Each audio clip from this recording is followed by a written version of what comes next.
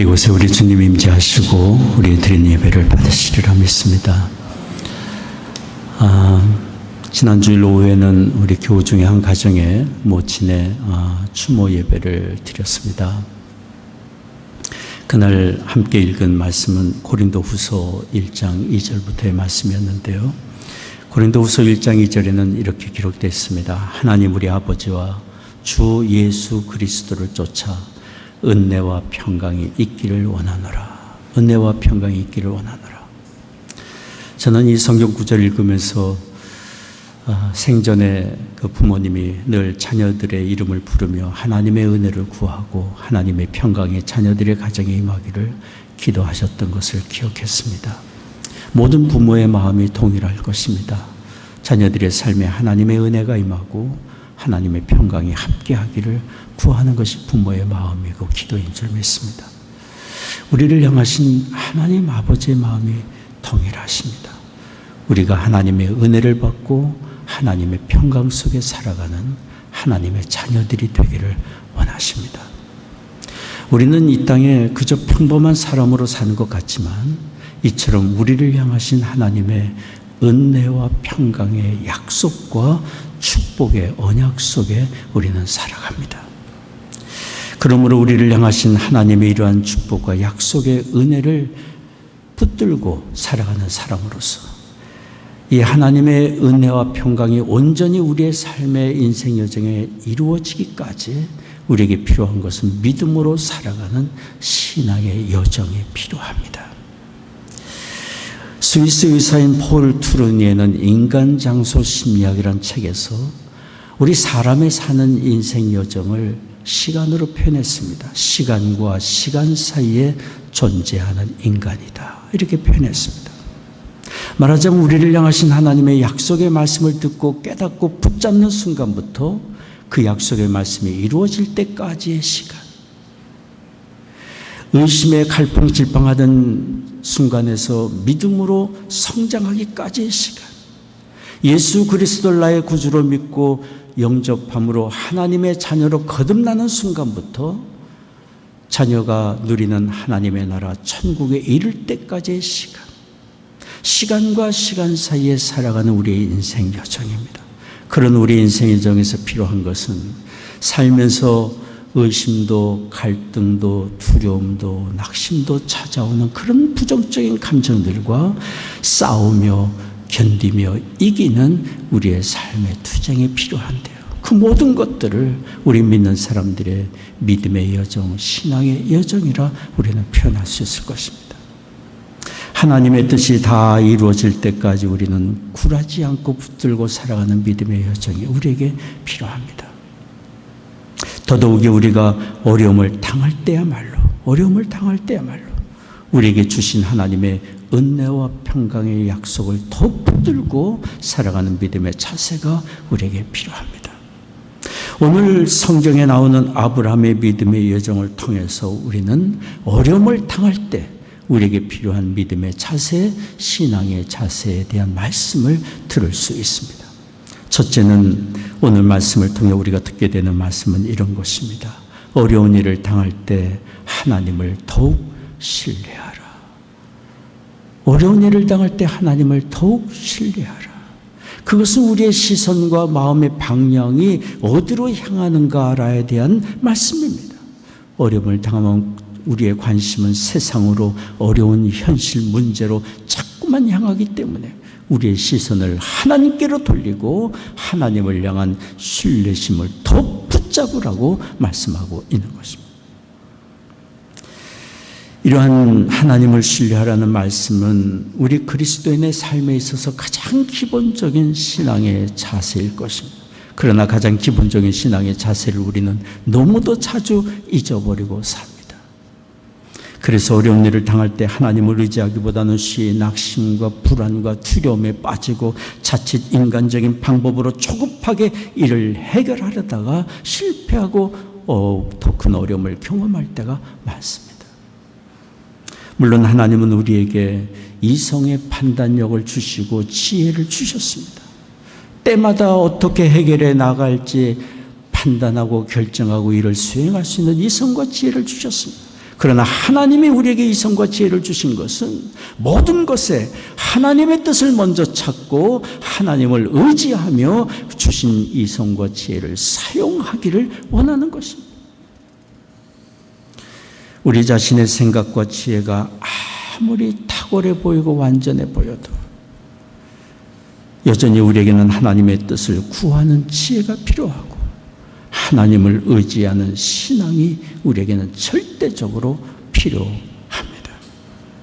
하나님의 선하신 뜻과 상관없는 지혜, 하나님의 인도하시는 방향과 상관없는 우리의 수고는 사실 더 큰 어려움과 실패의 자리로 우리를 몰고 갈 수 있기 때문입니다. 여기 아브라함이 그랬습니다. 아브라함이 하나님의 부르심에 믿음으로 순종하여 가나안 땅에 도착했을 때 그를 기다린 것은 기근이었습니다. 평범한 기근도 아니었고 굉장히 심한 기근이었음을 성경이 말합니다. 오늘 김 집사님 읽어주신 창세기 12장 10절 말씀은 이렇게 기록합니다. 그 땅의 기근이 심하였다. 그 땅의 기근이 심하였다. 그때 하나님이 아브라함에게 바라신 것은 심한 기근 속에서, 고통 속에서도 전적으로 하나님을 믿고 신뢰하는 것이었습니다. 하나님이 아브라함을 가나안 땅으로 인도하실 때에는 가나안 땅에 기근이 있는 것을 아시고 인도하셨고, 그런 기근 속에서 하나님께서 아브라함에게 보여주실 은혜가 있었기 때문에 아브라함이 처음에 가나안 땅에 도착했을 때 하나님은 분명히 말씀하셨어요. 창세기 12장 7절 말씀이에요. 내가 이 땅을 내 자손에게 주리라. 하나님이 그 땅을 아브라함과 그 자손에게 주신다고 하신 것은 하나님이 돌보시고 형통케 하시고 내려주실 은혜까지 약속하신 것 아니겠어요? 아브라함은 그런 하나님의 약속의 말씀을 믿고 의지해야만 됐지만 기근으로 인한 경제적인 압박, 생활의 고통, 두려움을 견디지 못하고 하나님이 인도하신 가나안 땅을 떠났습니다.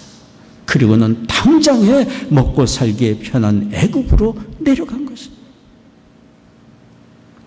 이런 아브라함의 불신앙적이고 조급한 인간적인 선택은 또 다른 인간적인 어리석은 선택을 하게 만들었어요. 믿음으로 결단하면 그 다음 믿음에 또한 선택이 쉽게 되지만 불신앙의 선택은 그 다음 또한 불신앙적인 선택을 쉽게 만드는 것 아니겠어요? 아브라함이 그랬어요. 아브라함이 이집트로 내려갔을 때 그는 자기 아내가 너무도 아름답기 때문에 이집트 사람들이 자기를 죽일 것이라고 생각했어요. 그래서 아내 보고 자기를 오빠라 부르게 했어요. 성경에는 기록이 되어 있지 않지만 저는 상상을 해봤어요. 순진한 아내 사라가 자기를 이쁘다고 말하는 그 말에 그만 감동이 됐는지 남편이 시키는 대로 오빠 오빠 하고 다녔어요. 그러나 아브라함은 자신의 그런 속임수로 인해 피해서 떠나온 물질적인 기근보다 더 큰 고난을 당하게 된 것입니다. 가정이 파탄난 거죠. 아내를 잃어버렸어요. 이집트 왕 바로가 아내를 빼앗아간 것입니다. 오빠 여동생 관계니까요. 이집트 왕 바로는 사라를 자기 아내로 데려갔고 아브라함을 후대하여 그에게 양도 주고 소도 주고 노비도 주고 나귀도 주고 약대도 주고 많은 재물을 주었어요. 왕이니까 줄 수 있는 것이 얼마나 많겠어요. 그러나 아내를 잃어버리고 얻은 그 모든 재물이 무슨 소용이 있겠어요?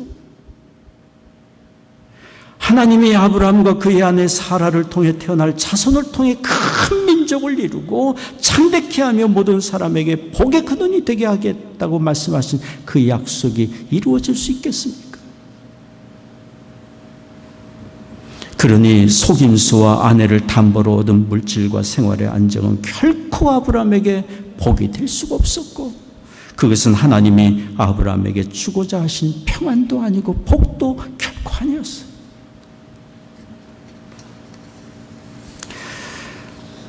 그런데 아브라함이 이런 인간적인 수단과 속임수를 쓴 것은 이번만이 아니었습니다. 오늘 우리는 창세기 12장을 읽고 있지만 20장에 내려가면 창세기 20장 1절 2절에 보면 아브라함이 그랄이라는 곳으로 내려갔을 때도 똑같이 자기 목숨의 위험을 느끼고 자기 아내에게 자기를 오빠라고 부르게 했어요. 그러다가 아내를 또한 빼앗기는 일을 또 당했어요. 아브라함의 반복된 이런 실수를 보면서 우리는 이렇게 생각할지 모릅니다. 아브라함 씨, 좀 정신 좀 차리세요. 믿음의 조상 맞으세요? 좀 잠잠히 어려움을 당할지라도 잠잠히 하나님을 바라보고 의지하고 신뢰하면 좀 안 돼요? 그렇습니다. 어려움을 당할 때 아브라함에게 필요했던 것은 당장에 헤쳐나갈 길이 보이지 않고 낙심과 좌절이 눈앞에 있다 할지라도 잠잠히 하나님을 신뢰하며 하나님의 인도하심을 구하는 것이었어요. 그런 목적을 가지고 하나님은 아브라함에게 기근의 현장에 그를 인도하신 것이고 주실 은혜를 예비하고 계셨던 것 아니에요. 하나님은 우리에게도 통일한 것을 바라고 계십니다. 어려운 일을 당할 때 더욱 하나님을 신뢰하고 하나님의 뜻을 구하며 살기를 우리에게 원하고 계십니다. 우리가 당하는 어려운 일에는 반드시 하나님의 거룩하신 목적과 계획이 있기 때문에 우리를 유익하게 하시고 선한 길로 인도하시려는 하나님의 뜻과 계획이 우리가 직면하는 어려움 속에 있기 때문에 미국의 위론 유어스비 목사님은 이런 이야기를 했습니다. 믿음에는 항상 시험이 동반된다. 믿음으로 사는 과정에는 어려움이 항상 찾아올 수 있다.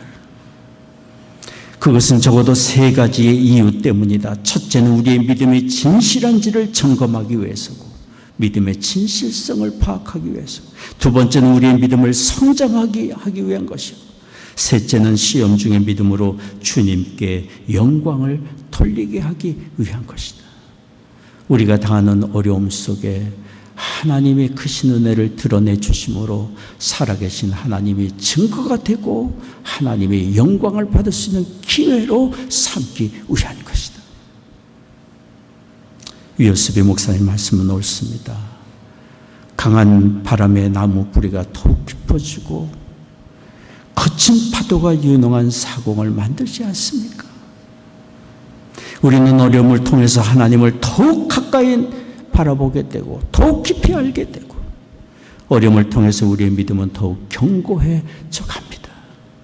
어려움 속에서도 하나님을 인정하고 하나님을 신뢰하며 하나님의 인도함을 받아가는 우리를 통하여 살아계신 하나님이 이 세상에 증거되고 하나님의 영광을 받으시게 됩니다.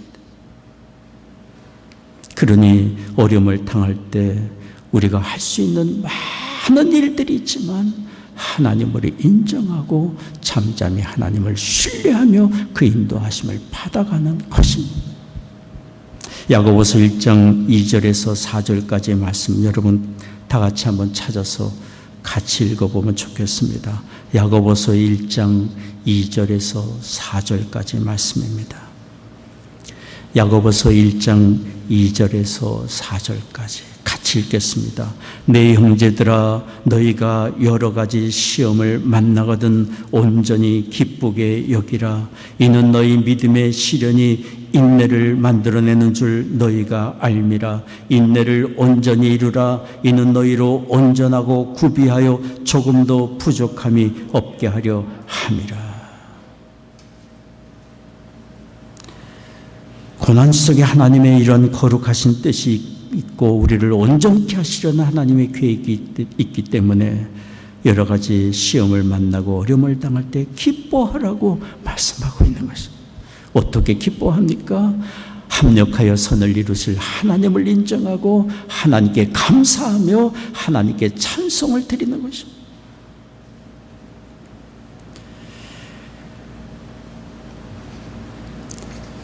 둘째로 어려운 일을 당할 때 우리에게 필요한 것이 무엇인지 오늘 성경을 통해서 우리가 들을 수 있습니다.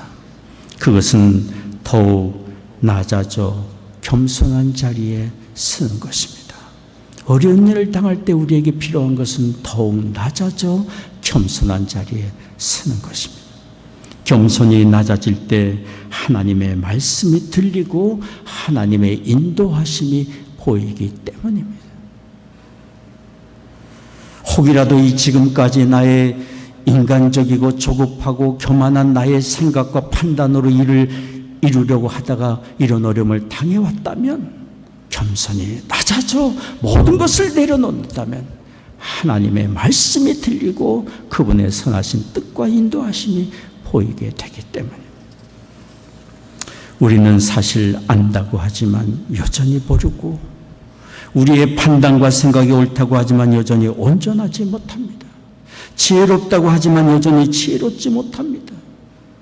그래서 하나님은 우리의 심령을 밝혀주시고 우리의 가는 인생 여정의 등불과 같은 하나님의 말씀을 우리에게 주신 것 아닙니까? 또한 우리의 심령에 주의 말씀으로 깨우쳐 주시는 도우시는 보혜사 성령을 우리에게 보내주신 것 아닙니까?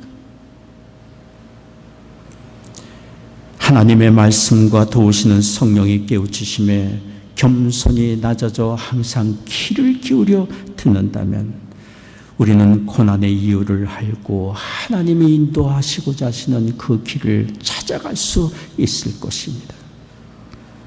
여기 성경의 아브라함의 실패는 경청의 실패입니다. 기근을 통해 말씀하고자 하신 하나님의 말씀을 그는 듣고자 하지 않았습니다. 조급한 인간적인 판단을 내린 것입니다. 그 배후에는 자신의 신앙에 대한 과신이 있었는지 모릅니다. 내가 누군데? 하나님의 말씀을 듣고 갈 바를 알지도 못하고 내 본토 친척 아비집을 떠나 내가 여기까지 온 믿음의 사람인데 내가 누구인데? 자신의 생각이 곧 신앙의 판단이고 하나님의 뜻이라는 과신에 빠졌는지도 모릅니다. 경청하여 하나님의 말씀을 듣고자 하지 않았고 성급하게 자기의 판단대로 가나안 땅을 떠나고 애굽으로 내려간 것입니다. 사람은 대체로 자신이 가장 자신이 있어 하는 것으로부터 넘어지고 실패를 경험하고 상처받고 어려움을 경험할 때가 얼마나 많은지 모릅니다. 스코틀랜드의 지도자 토머스 찰머즈가 그래서 이런 얘기를 했어요. 사람들 가운데 가장 신앙이 깊다고 인정받은 아브라함은 불신앙으로 실수했고, 가장 온유한 사람이라 인정받은 모세는 분노를 참지 못해 실패했고, 가장 지혜로운 솔로몬은 지혜롭지 못한 선택으로 실패했고, 가장 용감했던 엘리야는 두려움으로 도망쳤고, 가장 사랑이 많았다고 인정받았던 요한은 분노와 원한으로 실수했고, 주님의 제자 중에 가장 용기 있다고 인정받았던 베드로는 비겁함으로 실패했다. 사람이 자신이 가장 자신이 있다고 하는 것, 사람들에게 인정받는 그 부분이 어찌 보면 가장 넘어지기 쉬운 부분일지 몰라요. 그래서 고린도전서 10장 12절에 말씀합니다. 그런즉 선줄로 생각하는 자는 넘어질까 조심하라. 하나님의 인도하심을 바라가는 우리의 삶의 여정에 필요한 자세, 언제든지 필요한 자세. 선줄로 생각하면 넘어질까 조심하라. 하나님의 은혜와 인도하심 속에 살아가야 될 우리들이 언제든지 있어야 될 자리는 자신을 낮춘 겸손의 자리입니다. 나는 한다고 하지만 모릅니다. 나는 능하다고 하지만 여전히 부족합니다. 내게는 하나님의 도우심이 필요합니다. 주의 깨우치심이 필요합니다.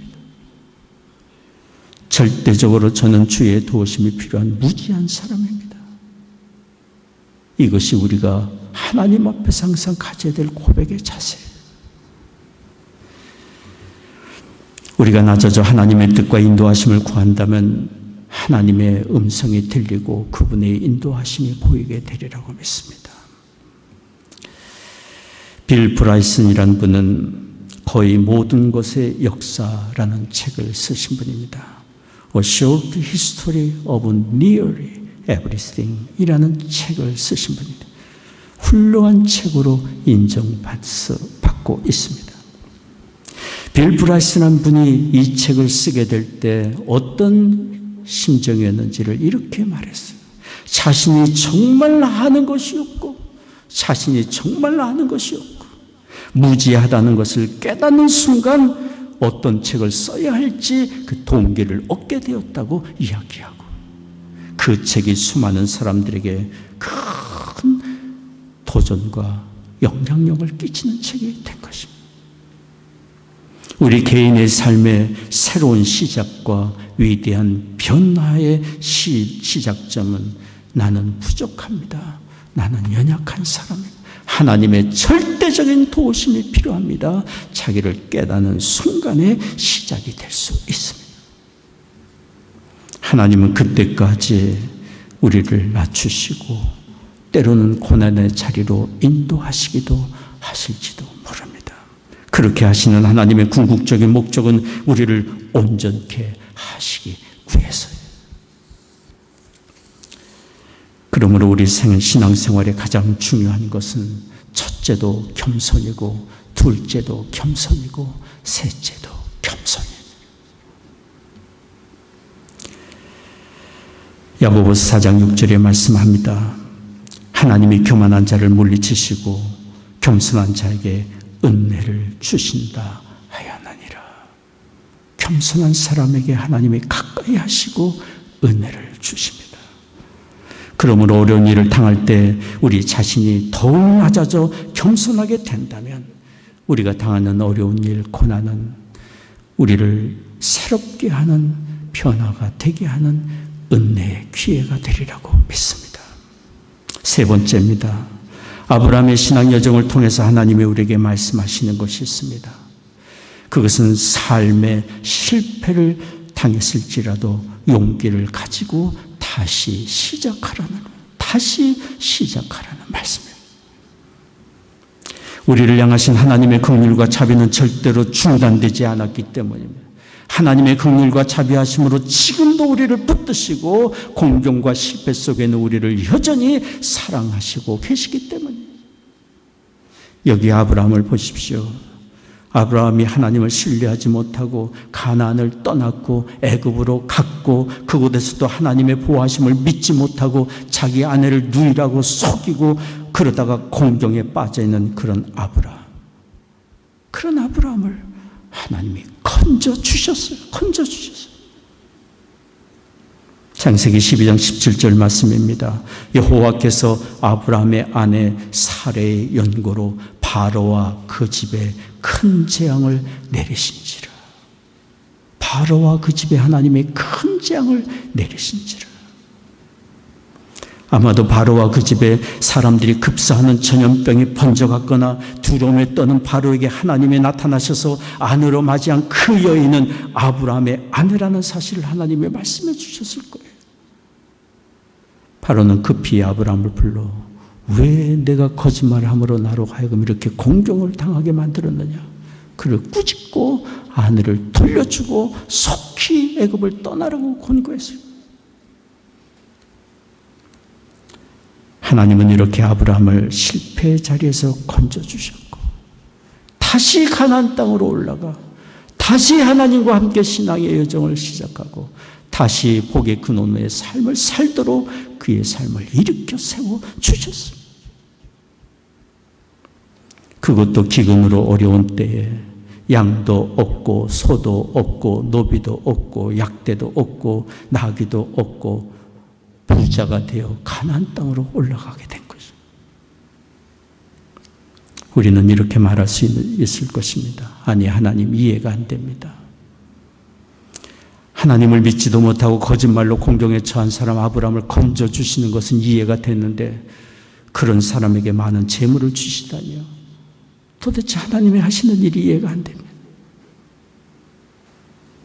그렇습니다. 하나님이 행하시는 일은 우리 이성적 판단으로 이해가 안 될 때가 너무나도 많습니다. 그것은 하나님의 근본 목적, 하나님의 생각은 우리의 잘못을 찾아 징계하고 버리려고 하는 것이 아니라 긍휼과 자비로 깨우치시고 회복시키시고 형통의 길을 가게 하려고 하는 것이 하나님의 우리를 향한 생각이기 때문에 하나님은 지금도 우리에게 동일한 은혜를 베풀어 주고 계십니다. 우리가 우리의 약점과 허물로 인하여 실패하고 낙심과 실망과 후회에 빠져 있을지라도 하나님은 결코 우리를 떠나지 아니하시고 여전히 붙드시며 사랑으로 돌보시고 선한 길로 인도하십니다. 우리를 향하신 하나님의 선하신 뜻을 다 이룰 때까지, 하나님의 선하신 뜻과 계획을 다 이룰 때까지 하나님은 결코 우리를 포기하지 않으십니다.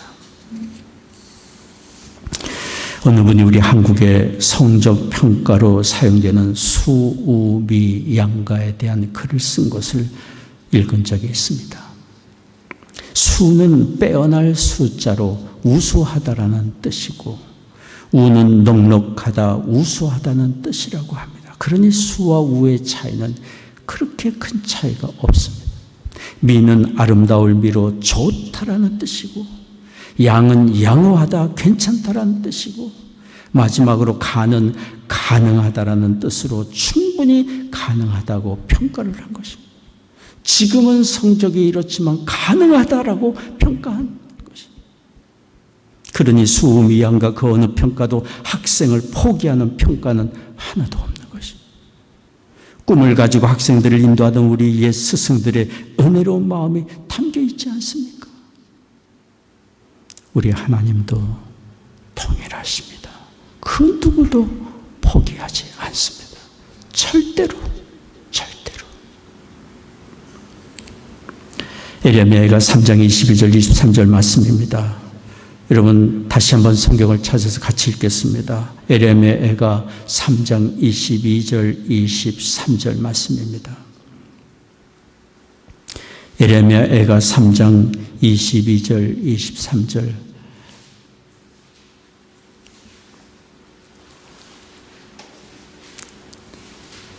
에레미야가 3장 22절 23절 같이 읽겠습니다. 여호와의 자비와 긍휼이 무궁하심으로 우리가 진멸되지 아니함이니이다. 이것이 아침마다 새로우니 주의 성실이 크도소이다. 여호와의 자비가 무궁하다고 그랬습니다. 우리가 헤아릴 수 없다고 그랬어요. 끝이 없다고 그랬어요. 그래서 우리는 절대로 버림받지 않는다, 진멸되지 않는다고 말씀하고요.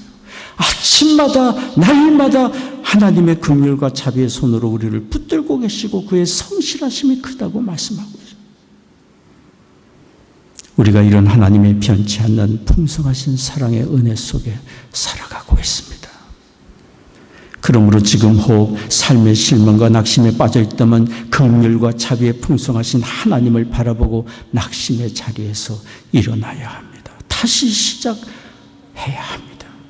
겸손히 우리의 허물과 잘못을 회개하고 하나님의 긍휼과 자비를 구해야 합니다. 그럴 때 하나님이 우리를 사랑의 품에 받아주시고 우리의 삶을 치유하시고 회복시키시며 다시금 하나님과 동행하는 신앙의 여정을 시작하게 주실 것입니다. 하나님의 이 은혜가 오늘 예배하는 우리 모두에게 임하기를